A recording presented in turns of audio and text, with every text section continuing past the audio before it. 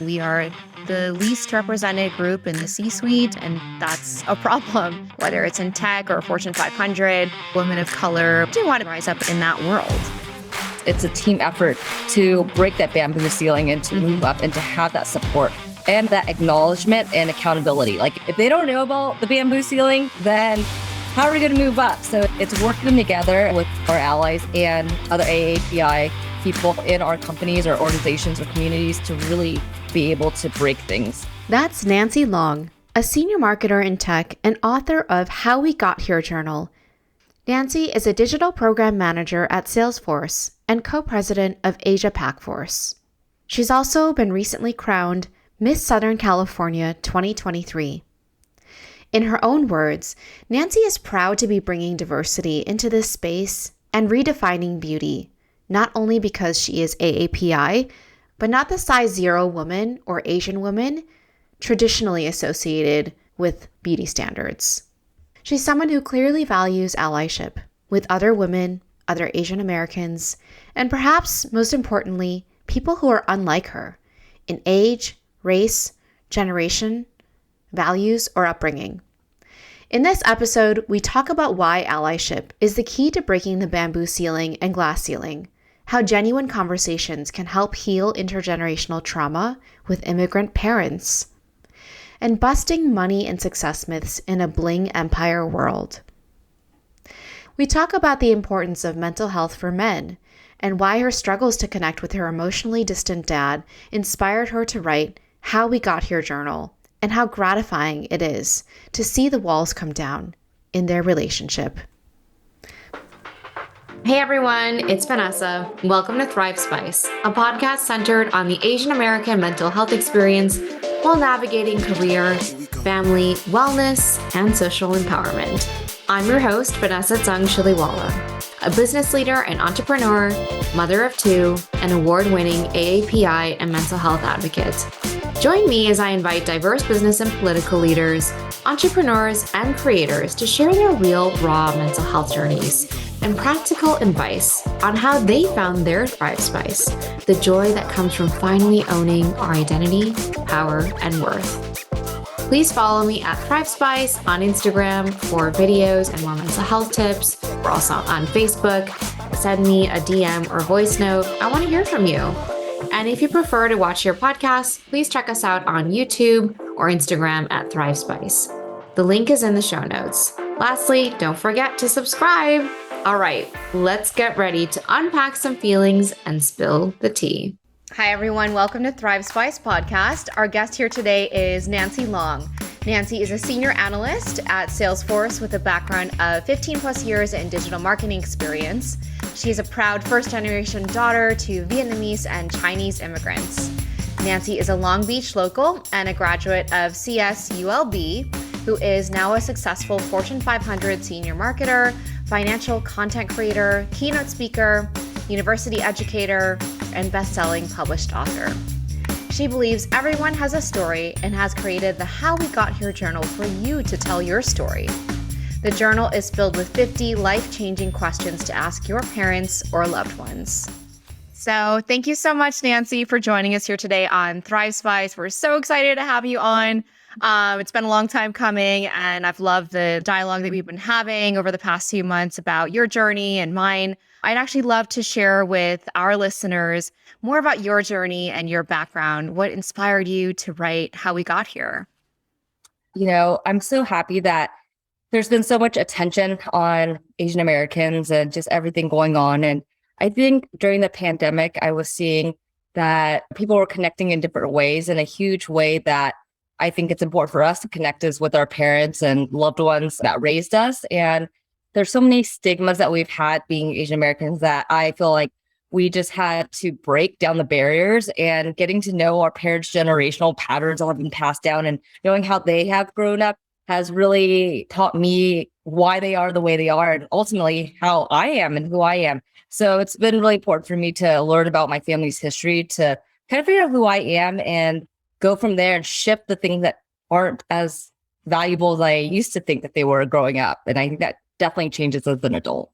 Wow. I love that framework in terms of really looking at the way that we interact with our parents and understanding ourselves better. And I think the pandemic really caused a lot of us to kind of take a deeper look at the relationships in our lives and how we interacted with family. I think oftentimes as children of immigrants, we have these complicated relationships with our parents, especially our dads. How have you come to see or understand your parents differently throughout the years or, after you wrote this book? Is there a particular exercise or a writing prompt from How We Got Here that inspired any kind of breakthrough in your own relationship with your parents? Yeah, definitely. I've heard so many stories of so many Asian Americans and just in general, people having an odd relationship with their dad, and I think especially in the Asian culture, it's so common because, for instance, like my dad growing up, he's Chinese and grew up Chinese culturally, and he had such a wall up, and I never really saw any emotions from him, and he definitely did not know how to communicate with us daughters. I think lack of showing emotion in terms of like I think most Asians don't really say I love you. Like hugging is like a huge thing that's odd. Like if you hug, it's like, why? What happened? I don't know if you can relate, but I feel like For sure. it's just so many things. And so with my dad, it was really hard for me for 3 decades until I was 30. I was like, we didn't really talk that much. And when we did, it was awkward. And it was just like always a wall up. And then I wanted to create this relationship with him. And I saw how much it impacted me in so many ways to have this weird dynamic with him. And so once I started figuring out, like learning about his history, it made so much more sense of why he was so hard or acted that way. It's because how his parents raised him and how he was the oldest Chinese son and had to always be strong and never was taught to cry or show any vulnerability. And asking these questions, at first it was uncomfortable for him because, he's not used to communicating in general. And so to go in the deeper connection was a little uncomfortable in the beginning, but just like anything, that's why therapy is so important as well. When you start just letting it out and talking, you see the walls come down.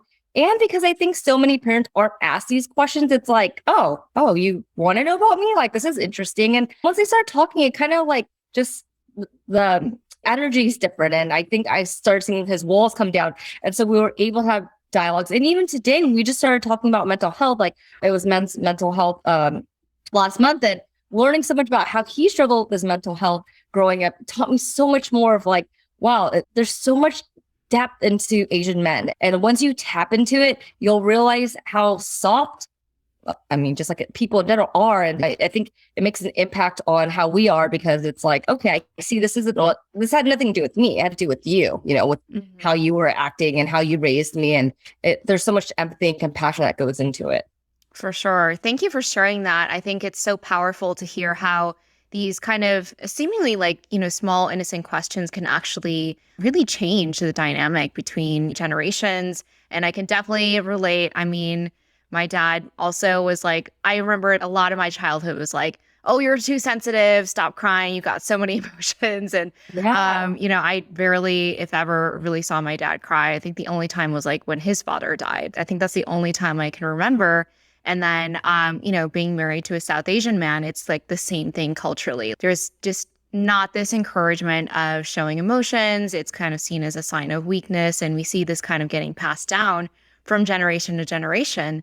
And it's really interesting because I feel like it brings us closer to our parents and it allows us to have a different perspective as adults where we didn't have that as children because we didn't see them as human in a way because they were this kind of, power figure or, authority figure where we didn't really question it necessarily. But I think that this is such a kind of loving, caring way of questioning and of deep understanding and actually like having some empathy for our parents.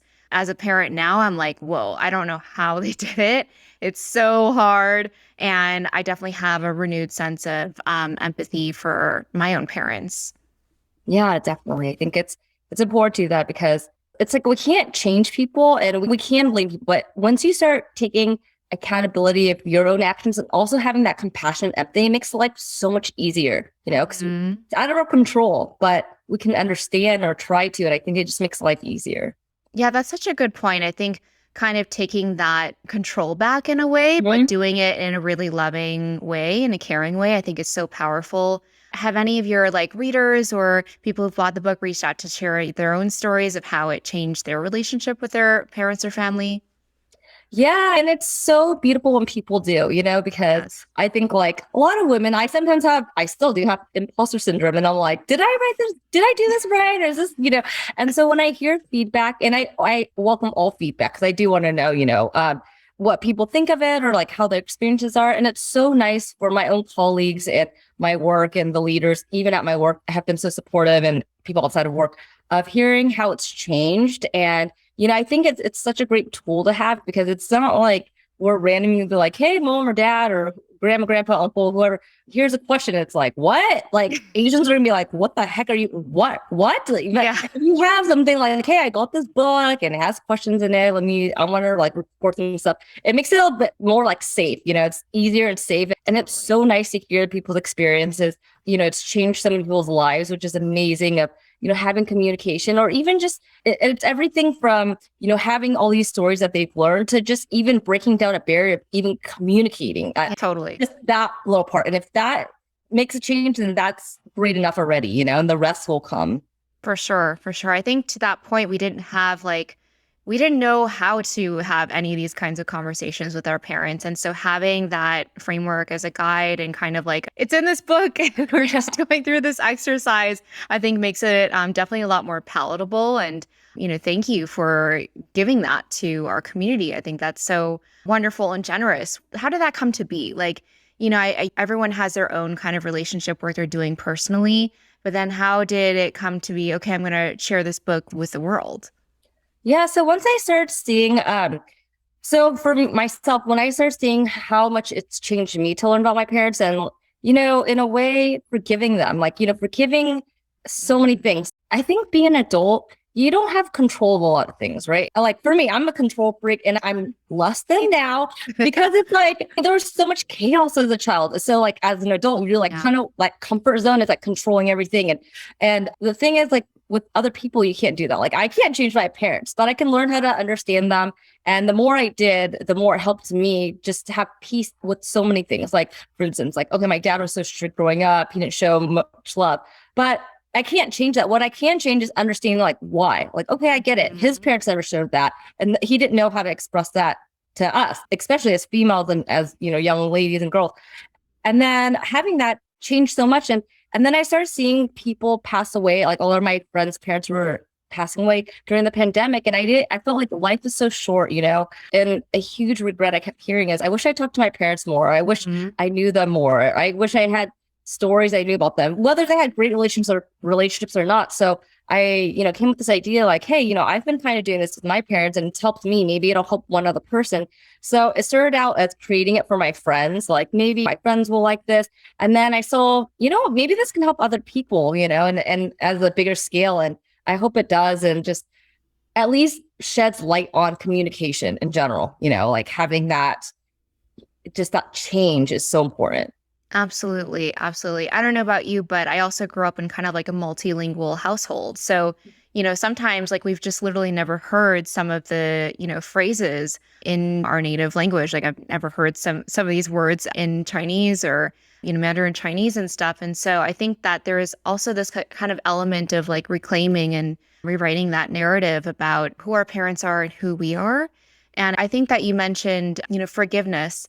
And I do believe that is so freeing. And to your point about control, especially in the pandemic, none of us felt like we had any control over anything. And so it can be a really, dizzying, disorienting experience. But then to have that sense of kind of control back in terms of, okay, I can actually turn this around and facilitate intergenerational healing, even though there is trauma here. There's a lot of trauma, especially with children of immigrants. Like we all have it, and it's a very collective experience in many ways. But it's really nice to have that healing process be made available. So thank you so much for that. I want to switch gears a little bit, and you also have a TikTok and Instagram account called Finance Hacks, which talks about anything from $5 sushi hacks to calculating your net worth and ways to optimize your investment portfolio. I love that you're normalizing financial literacy. This is so important, and just talking about what is oftentimes a taboo topic, which is money.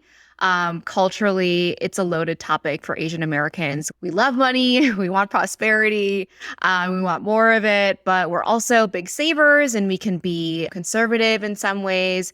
And I know in some Asian communities, there's also this preference for cash and maybe a distrust for banks and other institutions.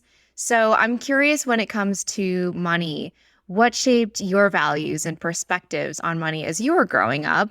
And what did you learn about money, from its value to how it was spent or saved, or how does it impact your mindset today? Yeah, this is such a great question. I mean, so growing up, I didn't grow up with a lot. So my parents were immigrants. We grew up with little money. I just, like a lot of Asian kids, were like the ones that look like we stand out in general being Asian. And then two, not having much, you look like that as well, like not having the brand names, having hand-me-downs, all that. And so I always grew up kind of being uncomfortable, because one, I feel like my parents were so resilient with not having a lot of money, but they would work so hard to try, their best to provide for us, and especially to set us up to go to college. And so how I valued money back then is like, I knew the value of money so well because I was like at my parents' businesses. I knew that we'd have a lot, so we couldn't spend a lot. Like, for an example, I knew I couldn't ask my parents for things because I'm like, we just don't have it. And I don't want to even ask or put them in a position where they feel bad because I knew the answer is going to be no. So that leaked into my adulthood of that uncomfortability was my drive to save money and to invest and to have my own money, because I never wanted that feeling again of not having those options. And so I think that when I was an adult, I was like, okay, I'm going to work hard. I'm going to make money. I'm going to save money. And if I want something, I'm going to be able to spend on there. But at the same time, I had such a lack mindset in my early 20s, where it's like, I have to save. And that's how Asians are. Like, you save everything, like you said, cash, Asians are not great at investing unless it's like houses or, like real estate. But I don't think, like S&P index funds or, other stocks and things like that. I don't think like that's how Asians tap into. It's mostly like houses or just hoarding all their money. So one of the two or both. So that is the mindset I had. And then, so after I was able to save a lot of money, I learned about investing. And that was really through internet and like reading books of, it's good to invest in, 401ks and index funds and things that can grow passive income that you can have. And so these things, I don't feel like I learned from my parents, but I learned later on, because I think the immigrant mindset is like save, and like make sure you have like a safety net and all these things. So I had to shift that mindset in my late 20s. And then also in my 30s, I started learning like an abundance mindset, like we can have whatever we want and we're able to do that. But I always think that my number one rule is living within your means. I think like that is such a huge thing that people get confused about with like abundance and living in your means. I mean, I could talk about this for hours. So, like let me know specifically, but I think that it's important to live within your means and not to compare, but also know like there is money out there that, you can have and get and not feel guilty for it. Yeah. Thank you for bringing up that kind of tension between abundance mindset and living within your means, because I actually, struggle with that too. Like, what does that mean specifically? And I also can definitely relate to kind of growing up more poor. My parents also, were immigrants, and we were on food stamps, and they were still in college when they had me. So, they didn't have a lot. And I grew up not having much and kind of understanding that, we had to reuse everything, that, you didn't throw things away carelessly. And, even being able to shop at a store that was like TJ Maxx or like a discount store was actually like a privilege. That was like a special thing, because Absolutely. It meant I wasn't actually wearing like hand-me-downs from someone else's kids in the community. And I always say like immigrants are the original eco warriors, because we know how to like reuse stuff and we never throw anything away. We're very sustainable. Like I remember we got this dog and we didn't ever buy pee pads for the puppy. Like we just had like newspapers and we would just like reuse those. And just everything was kind of very thoughtful in a way, but you don't really appreciate it till you're older. And we never used a tailor. Like my mom comes from like a long line of seamstresses. And so anytime like we needed a costume or, a hem fixed or something, like we would do it ourselves. And my mom taught me how to sew and stuff. So there's this very kind of like survivalist instinct about like, okay, you're self-sufficient, you don't need anybody else. Is there like a money saving family tradition or a sustainable habit at home that you can distinctly remember and that you still do today? Oh my gosh, there's so many things. Exactly what we said, right? Like I still save all like the to-go boxes, the containers and all that, like as Tupperware and all these things. But yeah, I think that a huge part is that, it's more like the mindset. Like I think growing up, my parents were always like, and that's what leaked that scarcity mindset into me of For like, sure. we have to save, we have to keep saving, and at some point it's like your money, which is a great technique to have. Yes, you should save money, but there's a balance as well. And I think like finding that balance took me into my 30s to do, because it's like, you go from exactly what you said, survival mode for so long. Like you're completely fine at some points where you're like, you don't even need to be in survival mode. But I was still in survival mode for up until maybe a few years ago. And so of when I thought like, hey, it's okay. Like it's okay to spend and invest and do the things you enjoy. And so I think a huge part of, seeing my parents like to answer your question is that seeing them save so much is something that leaked in so hard that I had to really change that. Yeah. And I think that's so universal for a lot of us in the Asian American community where we you practice what you saw growing up. And to your point, there is definitely something great about it. It's great to be frugal and practical. But then there's such a mental health cost too to living in that constant scarcity and lack mindset that you mentioned, where you're literally limited by your own mindset. Hey everyone, we're going to take a quick break and return after this brief message. We all know how important mental health is, but it can be hard to know where to start or how to create a mental health practice that works for you.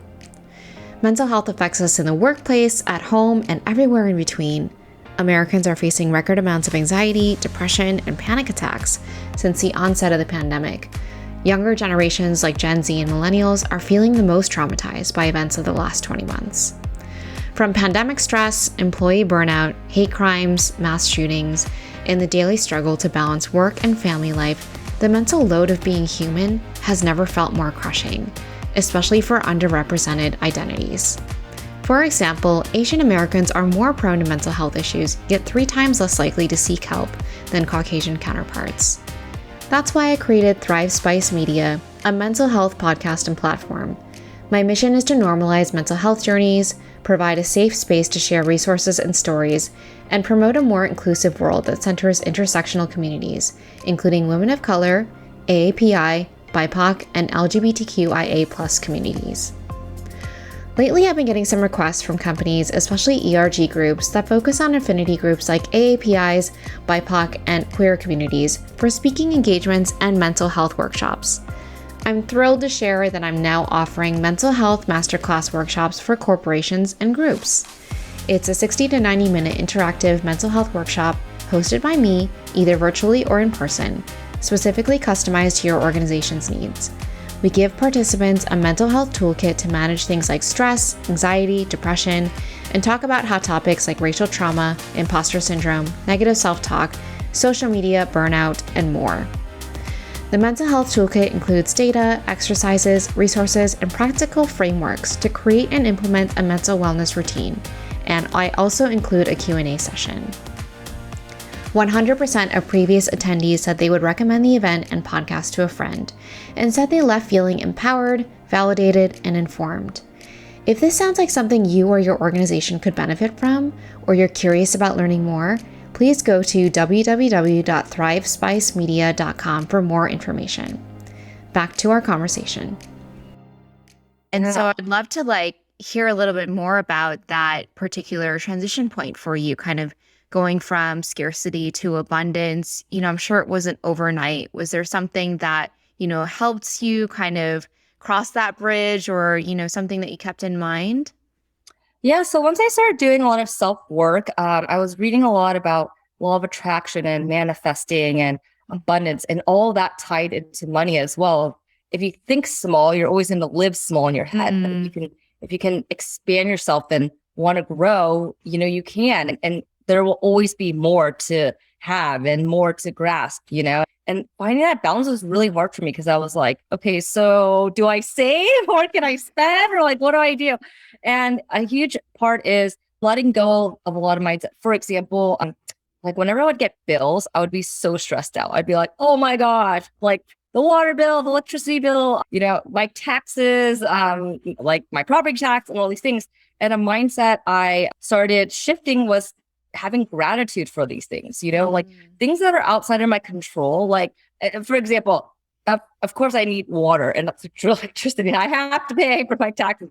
So instead of complaining about it, I should start shifting it to gratitude. Like, hey, I'm so thankful I can pay for water. I'm so thankful I have water. I'm so thankful that I can pay for this electricity, for this light to be on. I'm grateful that I have this house where I am paying this property tax. And even today, with gas being so crazy, I choose to not go that route, which I can. I can be like, oh my God, I can't believe it's $7 a gallon, which I get. Like it is, that is the thing. But I'm like, you know what? At least I can drive. I don't drive that often. I'm so thankful I can walk in other places because I don't have control over that. So it's like things that I don't have control over, I try to find gratitude in that. And the things that I can't, like if I'm complaining about something, then that's a whole other issue of like, you shouldn't be spending money on things that, are going to cost too much or out of your means. Yeah, that's such an important unlock. I think gratitude is really the key to kind of turning that on its head when we're kind of stuck in that mindset of lack and scarcity. So thank you for sharing that. I think that's such a just evergreen tip for, really kind of switching into that abundance mindset and kind of retaking control of our own approach to what's going on in the world with so many kind of like doomsday events happening. And it can feel really depressing sometimes. So being able to shift that into gratitude and abundance is really just not just a survival tactic, but it really allows us to thrive. Yeah. Speaking of like doomsday events with inflation and interest rates rising and NFT prices crashing and, warnings of a possible recession on the horizon, there's a lot of collective anxiety and stress about money, especially with the pandemic, spending, saving, buying homes or cars, etc. So what do you recommend we do to kind of manage the mental health impacts of the financial crisis or economic factors that are seemingly out of our control? Yeah, so we can only control what we can control, and I think that's a huge thing in life. Like what I've learned is I cannot control external things. I can change things or shift things, which is in my control. And of course, I can always make impact by, contributing my energy in other ways. But for the finance parts, it's really looking, I think, first and foremost, what you're spending on in your lifestyle. Inflation, yes, things are going up. I see it. Of course, we all see it, but it's what we can control. And a huge part is living. I talk about living in your means, but even with this inflation, seeing where you can pull back so that you're not stressed out. So for instance, if you used to go out to eat a lot, or if you're spending money on food, which yes, it is a necessity to eat and all that, but you can see where you can pull back and make, meals that are more affordable, and you can see how you can instill a healthy way that doesn't ruin your lifestyle. But looking at places where you can pull back financially is really important, I think, during this time. Because yeah, we can't control the prices going up, but we can control, where our spending is and looking at that. In terms of, for me, I have a lot of investments in my portfolio, all these things. I just leave it in there. There's nothing I can do. I know it's going to go back up. It's just best to not look at it. Like for me, I'm just not going to look at it. Or if I do, I will tell myself, hey, it'll go back up and not worry about it. But if we keep stressing on things that we can't control, it doesn't do any good for us. Like if I'm like, oh my gosh, the food's so expensive. It is. Okay, so what can we do? Like look at the solutions and look at what you can do in your control to pull back on money. And in your investments and things like that, don't stress about it. I think it's okay. Like investments go up and down. So you can either make a decision and pull things out if you want to, which I wouldn't suggest, but but I try really not to look at things because it's like day to day, how's that going to affect me? And if I do, which the old me would have, that's going to bring so much stress that that's not necessary at all. Yeah. So yeah, those are the things I would do. Right. No, thank you. That's just super practical. And I think it's one of those like obvious things that, people sometimes miss a lot.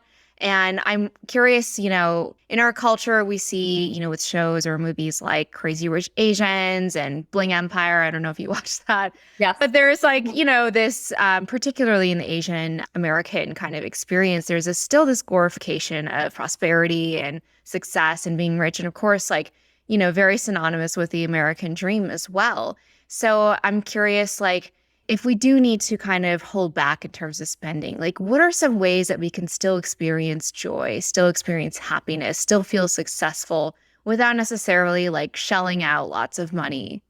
Yeah. Well, first and foremost, I do not think money brings joy or happiness.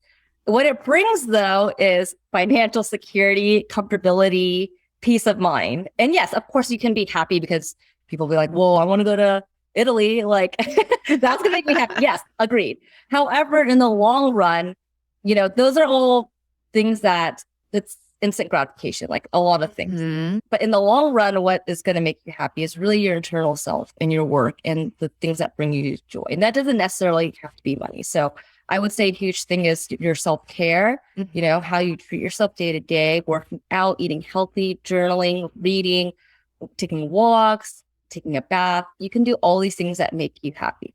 A huge part, I would say, is to not compare. So Yes. I watch all those shows, that you're talking about, and we can easily compare ourselves to those people. And we can compare ourselves to our peers and people on Instagram that everyone's in Europe right now, right? On social media, you're like, why am I home?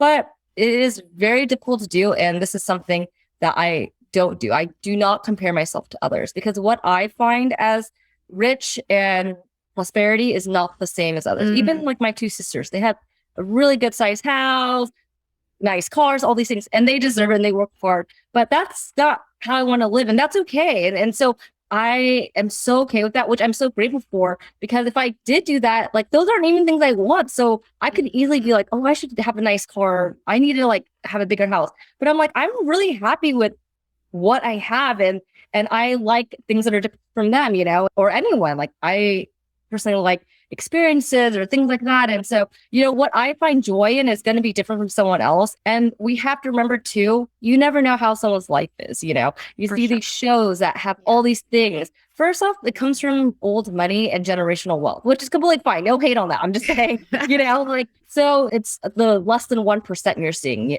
But again, you don't know what's happening behind closed doors. And it's so important to find your inner peace and your inner joy. And that doesn't necessarily equal money. So there's so many ways you can enjoy your life without that.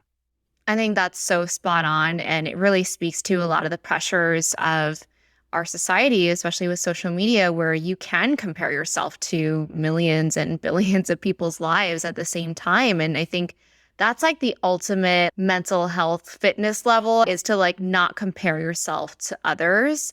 It's something I'm still working on. And I feel like sometimes I've even had people who have like told me like, oh, they compare themselves to me. And I'm like, wow, like your perspective of what my life was very different than my reality at that time. Yeah. So as you said, like you never know what someone's going through, and, we can't get caught up on all that stuff. And I love that you also said like money doesn't buy happiness. And I think that's something that we've all had to kind of unlearn, and we're still unlearning as a community, because we value success and stability and money. And then we find ourselves perhaps in those positions, and then we're wondering like, well, why does this feel empty? Why am I still not happy? Right. And for me, I would add to that is relationships, and the quality of relationships is truly currently my deepest source of joy. Yes. Whether it's with my family, my children, some friends that have had, some long-term friendships and some newer friendships.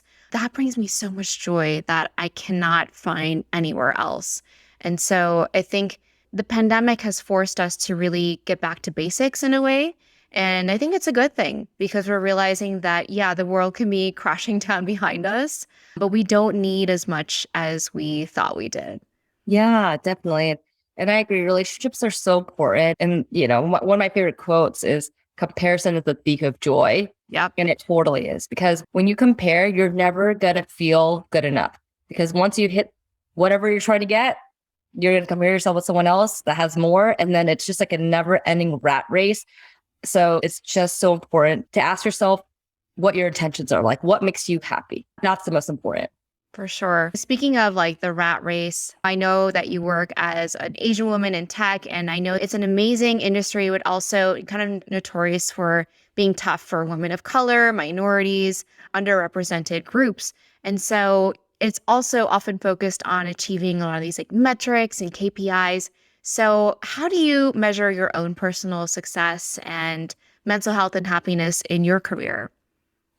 In my 20s, I measured success by my title and how much I was making. Of course. And that was the most important. I was like, I want to go up the corporate ladder. I want to make money. I want to do all these things.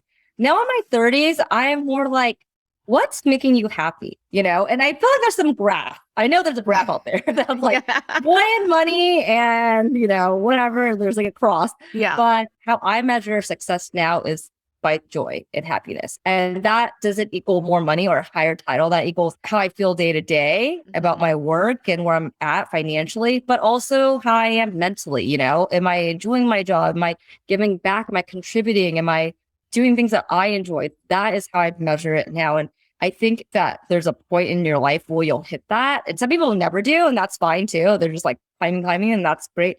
But for me, it's really that balance of happiness, joy, having money as well. I think that's important. As much as I do think money doesn't buy you happiness and joy, and I really believe that, but I still need to pay my bills. For sure. Real. I love it. Of course. Many of us are familiar with that term of bamboo ceiling or the glass ceiling, whether it's in tech or Fortune 500, as well as like microaggressions or casual racism. So what do you recommend for fellow women of color or underrepresented minorities who do want to make an impact or rise up in that world while standing up for themselves? I think it's so important to join, if you can, any ERGs or any organizations at your work. So currently I'm part of Asia Force, which is an Asian organization at Salesforce. And it's so important to work with like-minded people that have the same culture, but also what's great about it is there's allies. So we definitely need the allies that are the most important, well, not most important, but as important as we are in it, because they're the ones that are, going to be helping us as well. It's a team effort to break that bamboo ceiling and to move up and to have that support. And also to have that acknowledgement and accountability. Like if they don't know about the bamboo ceiling, for instance, then how are we going to move up? So it's working together as well with our allies and other AAPI people in our companies or organizations or communities to really be able to break things. I love that. I think that's so key because when you're in that position, it can be easy to feel isolated or kind of slip into that lack mindset that you were speaking about earlier. And then, we're stronger together. So when we join in a community and we advocate for each other and we also raise our representation and also, as you mentioned, the validation of just being seen like, hey, this is happening. We are the least represented group in the C-suite and all across the board. And that's a problem. And so having that acknowledged is just something that, easily 5-10 years ago, that wasn't the case in the work environment. So I think that it's really been inspiring to see that mindset shift in corporate America and across the world, especially in tech as well. So thank you for being part of that organization. I myself had some of my fondest memories are when I was also co-chair of an ERG, and it really brought me a lot of joy being able to be a part of that change and be in community with so many like-minded people, as you said. Yeah, definitely. And exactly when you said, you feel alone, it's so nice if you have a place where you truly feel like you authentically belong. And I think that's really important. For sure. I think belonging is one of those things that's been kind of overlooked in corporate culture up until recently. And so it's nice to see that kind of brought to the forefront and having people really investigate on a systemic basis. How do we facilitate better belonging? Because it's, better retention and better culture. And I think that it's wonderful to be a part of that movement. I want to switch gears a little bit and just kind of help our listeners get to know a little bit more about you. What's your Thrive Spice, a daily habit or routine that helps kind of ground and affirm you or reclaim peace and joy in your daily life? Yeah, so I like to take walks, and I think it's so important to like go outside and have fresh air and take a walk. And I like listening to podcasts or just listening to, or talking to someone that like my mom or talking to a friend. Yeah. I think it's so nice to have that therapy of just time for yourself, and getting that movement is so peaceful. Amazing. I'm a big walk fan as well. And clearly we're both fans of podcasts. So Yeah. that's awesome. Do you or your family members have any superstitions or funny sayings around money or prosperity? Yeah, so my family always likes to, during, like most holidays, we get with the red envelope, and we always like having that for good luck. And I think that's so important to like just take a minute and just have gratitude in that way. For sure. For sure. What's your favorite comfort food?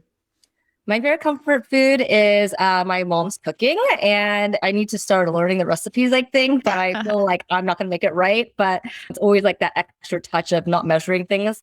My mom makes a great bung reel, which is a crab noodle soup. It's Vietnamese. And another dish that I love is called tit con. It's kind of like a pork spare rib. That's Vietnamese as well. Ooh. Yeah, mom's cooking is always the best. And I hear you on the not measuring things. Like so many times I would try to ask my mom for a recipe and she would just be like, you just put some in there. And I'm like, what's some? Yeah. Especially if it's like, a vinegar or something that if you put too much of, like it's going to ruin the whole dish. But luckily, with enough trial and error, you can kind of figure it out. But I totally get that. What was the last moment that brought you joy or hope? I recently met up with an old friend, and I hadn't seen her since high school. So over 2 decades. And it's so nice when you can talk to someone about mental health and about life and all these things. And when you connect with, like you said, other relationships, when you connect with people that you can talk to, it really brings me so much joy. Like just connecting with friends and my family. It's like, that gives me pure joy of like having those types of conversations that you can't normally have. So it's nice when you have those type of people and you can just be yourself with. And that really brings me pure joy. The times where I can truly feel like myself. Yes, I love that. Friends are such a great mirror for parts of ourselves that we just maybe forgot about, or, in times of need, we forget that we're capable. And the people who've seen that we were able to overcome or know different sides of ourselves, that's so helpful, especially if we're kind of feeling down or spiraling or doubting ourselves. We all struggle with the imposter syndrome, here and there. Lastly, do you have like a favorite prompt or question from your book that you recommend to everybody? Yeah, I love asking people what they are most proud of. So it's really nice to hear what people are proud of, because a lot of times I think that, especially in the Asian community, it's hard for people to say what they're proud of. And it is nice for them to take a second, just take a step back and say it out loud, and for you to hear like, wow, that's amazing. You've done all those things. And it gives them a chance to reflect on their life and, have that safe space of sharing. That is so powerful. I think that for a lot of us, children of immigrants or Asian Americans, a lot of times we still deal with not feeling proud of ourselves at times because we didn't have that kind of abundance around being proud of ourselves. It was always like, okay, get straight A's, or this other kid is doing this, and, this attitude of striving constantly. And so kind of taking that pit stop and really validating what we're proud of, I think is so powerful. So thank you, Nancy, again. This was such an illuminating conversation. Thank you for your contributions to our community. It's so important. It's really the life's work that I hope you are also proud of. So thank you again. Yes, you're so welcome. I'm so glad we had the opportunity to talk today. Of course. We're making changes. Yes. All right. Take care, Nancy. Thank you. Thank you so much for joining us here today on Thrive Spice.